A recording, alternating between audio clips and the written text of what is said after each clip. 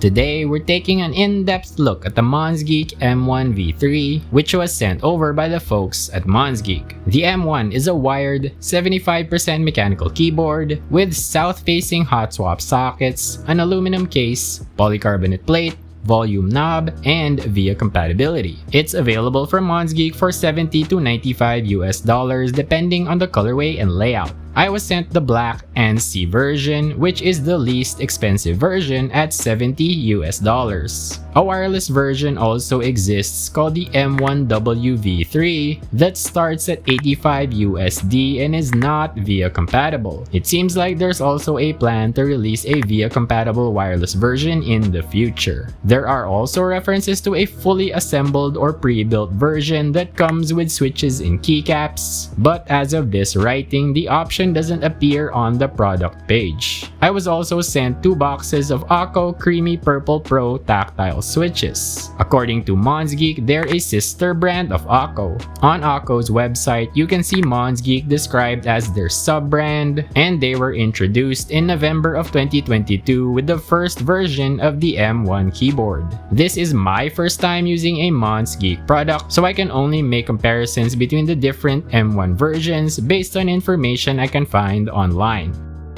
The M1 is a pretty hefty, heavy keyboard. Its aluminum case has a pleasant texture and is described as spray-coated in the comparison page between different M1 versions as opposed to the anodized aluminum of the V1. Apparently, there were colored accent pieces on the sides of older versions of the M1, but the V3 has decided to omit them to bring the cost down. It's a bit of a shame as it would have provided some kind of visual flair to this monochrome slab of a keyboard. The bottom is fairly plain as well, with 4 fixed rubber feet, 6 screw holes, an embossed Monsgeek logo, and an information sticker. Overall, it's a good looking, if slightly boring, mechanical keyboard.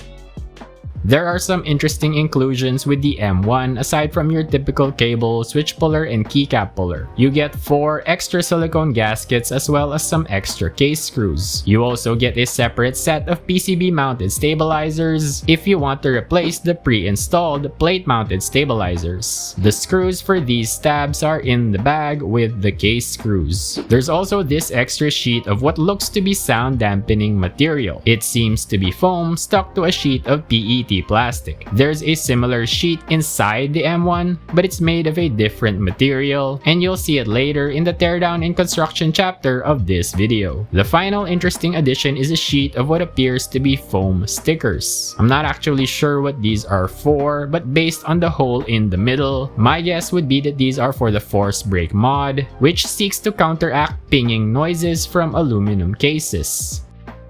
The Akko Creamy Purple Pro is a 5-pin tactile switch with a big bump right at the top of the key press and a very short travel of 3mm. This is probably the shortest travel on any switch I've ever tried, and paired with that big bump at the top, it's a pretty unique feeling switch. Unfortunately, there's not that much information on the switch on the Akko website. The stem is described as a custom pro nylon, and there's no information on the material of the upper and lower housings. The spring is very long and so is the stem, which is how it gets that short travel. Again, there's no information on factory lubing, but you can see lube on the stem. Whether typing normally or putting one right up against your ear, you can't hear any unpleasant noises from these switches. Nothing scratchy, rattly, metallic, or pingy. The teardown on the M1 is fairly straightforward. If you want to separate the PCB plus plate assembly, then you'll need to remove your keycaps and switches. You'll then remove the knob by simply pulling it up and off. This knob is updated from previous M1 versions with a floating design that prevents scratches to the case, which was apparently an issue with older M1 versions. Next, you've got 6 hex screws to undo, and there is a hex tool included included with the kit. The screws toward the back of the board are longer than the ones toward the front. Once these are all undone, you can then lift off the top case piece. The wired M1 only has one cable to detach, and it's connected to the daughter board. Underneath the PCB are two sound dampening sheets. The first is a thick sheet of foam attached to a sheet of plastic. The second one is another sheet attached to a sheet of plastic, but I'm not quite sure what it's made of. It seems like some kind of thick paper or cardstock based on the crease it developed when I bent it. Inside the bottom case cavity, there's one last sound dampening piece, a slab of silicone that fills the space that presumably would be taken up by the battery and battery cable on the wireless M1. The PCB plus plate assembly is held together with 6 Phillips screws. Once undone, you can then separate the plate, the PCB, and the various sheets sandwiched in between them. The plate has 8 tabs jutting out along its front and back where the silicone gaskets slot over. You can also see some factory lubing on the plate-mounted stabilizers. Underneath the plate, you've got a thick sheet of sound dampening plate foam. And underneath that, you've got a sheet of sound enhancing foam attached to a sheet of plastic. One final note on the construction. The top and bottom case pieces don't seem to match 100% perfectly. On the left and back sides of my board, I can feel the top case piece jutting out further than the bottom, creating this edge that you can feel. In contrast, the right and front sides feel smooth and flush. The M1, unlike all of the VIA-compatible keyboards I've looked at lately, is automatically detected by VIA, no JSON file necessary. You can customize key bindings on 6 different layers. Layer 0 is the default layer for Windows mode, and Layer 2 is its function layer. Layer 3 is the default layer for Mac mode, and its function layer is Layer 5. Layers 1 and 4 seem to be for swapping the arrow keys with the WASD keys, and by default, you can activate this with function plus W. If you click on the knob, you can customize its functions with a menu that I've actually never seen before. On most other keyboards, these functions would be displayed as separate keys on the key map. The M1's product page mentions approximately 20 preset backlight modes, and in VIA you can see 19 by default, including all off. What's strange is that they also say that more lighting effects and configurations are accessible by installing a JSON file. However, I downloaded this JSON from the download section of the Monsgeek website, and what it did was reduce the modes by 1, giving you 18 instead of 19. Maybe I did something incorrectly. I'm not interested enough in RGB to dive deeper, so please feel free to sound off in the comments if you have any helpful information to add. Let's start our exploration of the M1 sound by mounting the Akko Creamy Purple Pro switches alongside my Mode Tomorrow double shot keycaps. The board is otherwise stock, including all of the sound dampening material, sound enhancing sheets, and the plate mounted stabilizers.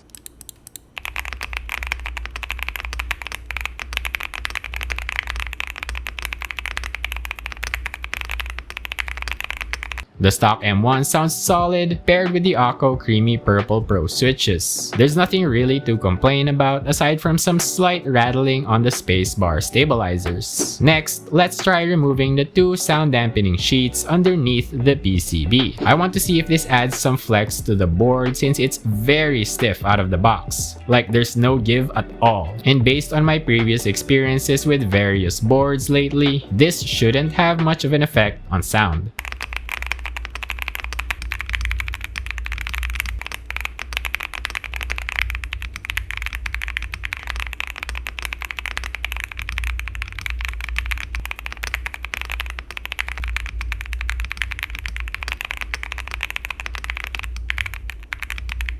As expected, there's not much of a difference in sound. Unfortunately, there isn't much of a difference in flex either. Most of the movement seems to be coming from the entire board sinking into my desk mat. This is likely due to the gaskets that this board uses. They're pretty hard silicone, so they don't allow for much compression. It would have been nice if there was an option for some foam gaskets, or maybe a softer silicone like we saw with the Mode Tempo. Next, let's give the PCB mounted stabilizers that come with the board a try. I'll also be swapping out the Akko Creamy Purple Pro switches for my other set of tactiles, the Mode Tomorrow switches, and I'll be putting back the sound dampening sheets.